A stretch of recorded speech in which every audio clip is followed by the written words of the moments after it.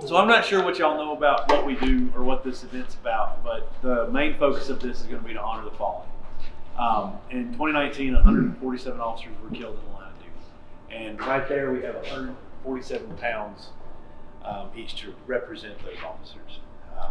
And so that's the main focus of this. There's other side items that we're fixing to talk about here. I know these guys are probably tired of hearing it, but it's all, every bit about this event was designed to have meaning. Nothing was done arbitrarily. Everything has a teaching moment or it represents something else with a greater meaning to it.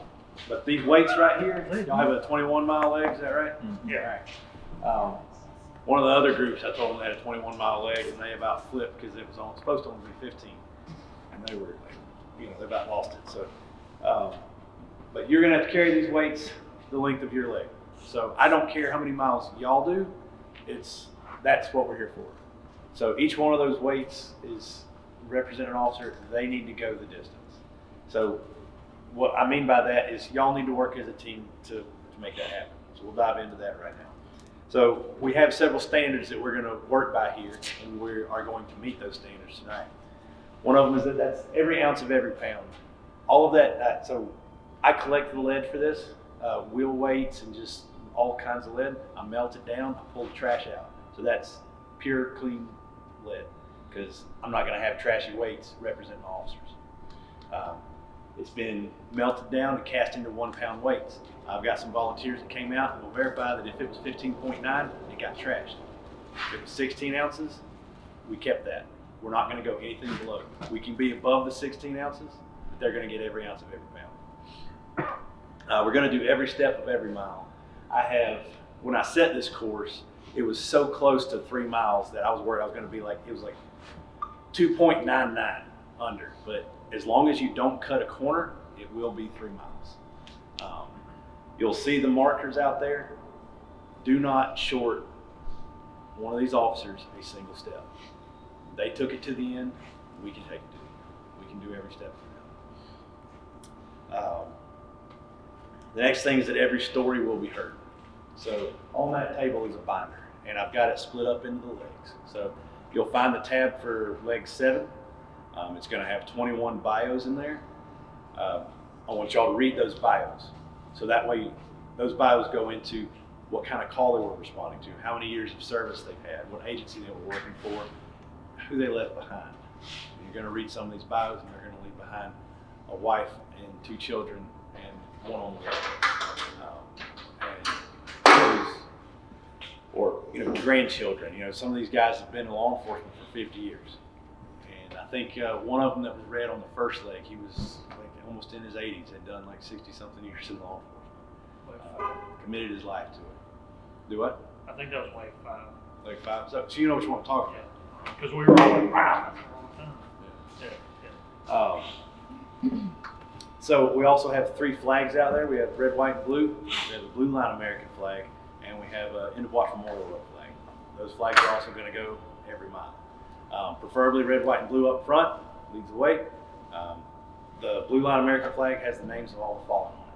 So it's got 147 officer names on it. We're going to make sure that that flag flies every mile as well. The End of Watch Memorial Road flag at the end, whenever y'all get done and check your legs in, we'll get that off to the side and y'all will sign it. Every other team before you has signed it as well. A couple other standards. So I'm a deputy at my agency. I'm a field training officer.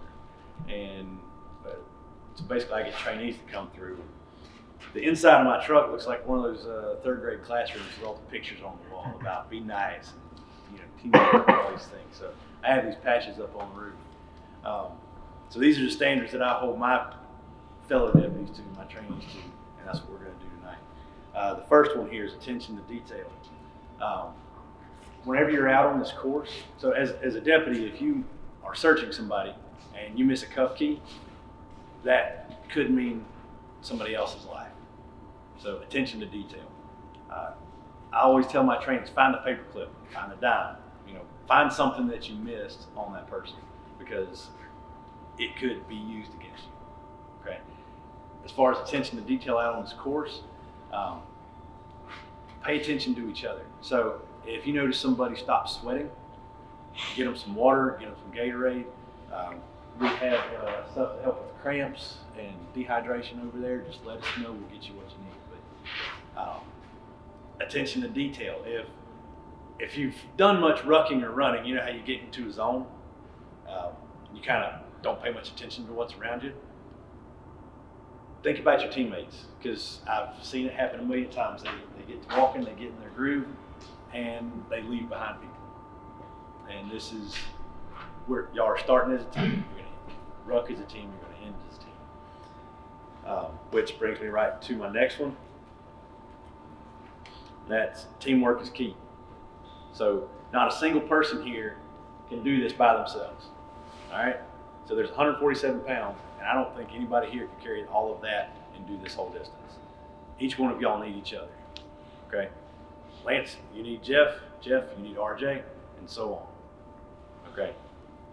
So if y'all need each other in order to make this happen, I think it's important that you take care of each other.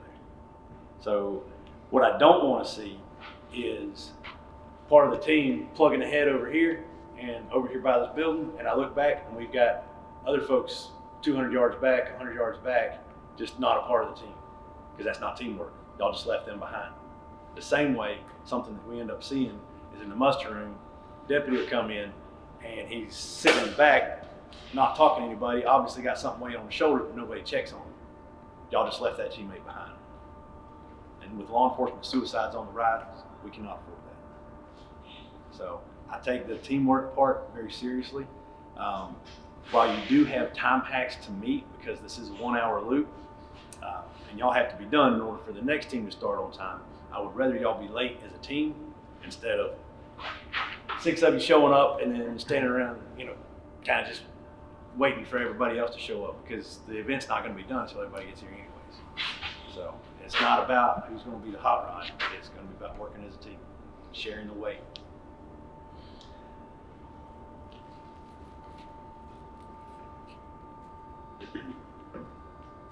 This next one that I go over is that I learned this really early on in the academy, and that you're one of two things. You're either an asset or a liability.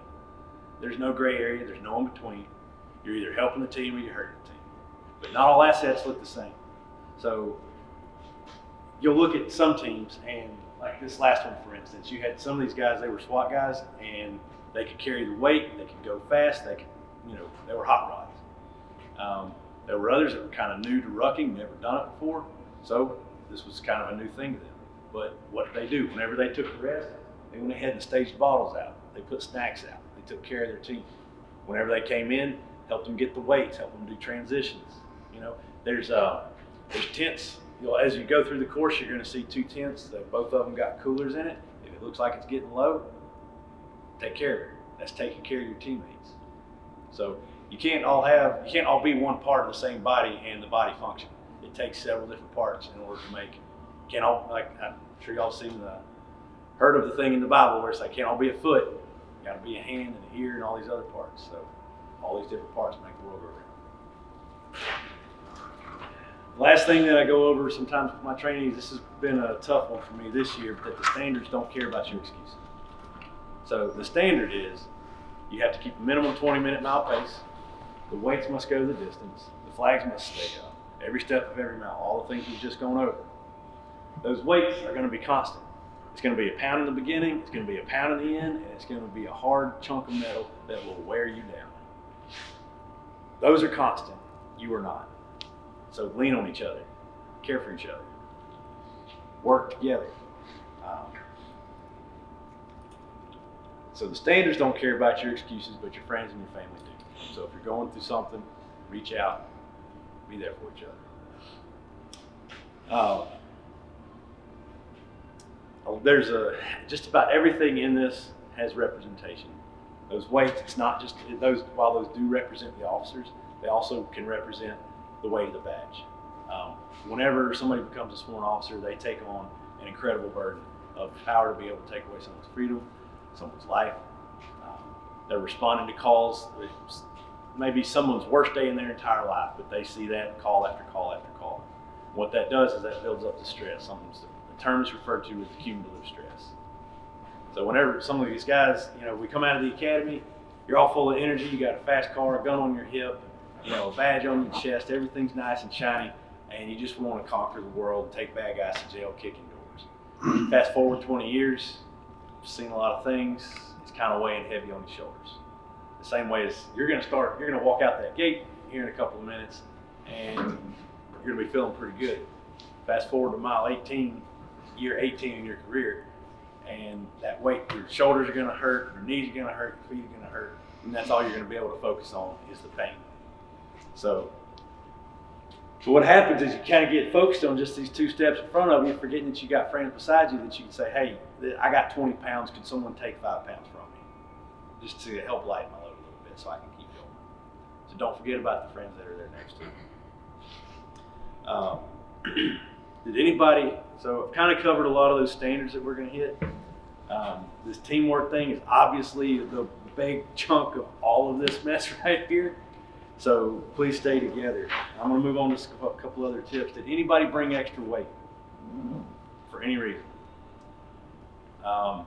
Good. So the reason I address that is because we've had folks in the past try to do an honorable thing. They bring a little bit of extra weight, try to honor another buddy. Then whenever they pass the ruck, because they were doing transitions, they didn't tell them, and now the next guy can't figure out why he's got 50 pounds in his pack and everybody else got 20. So just trying to open up a line of communication right here off the get-go.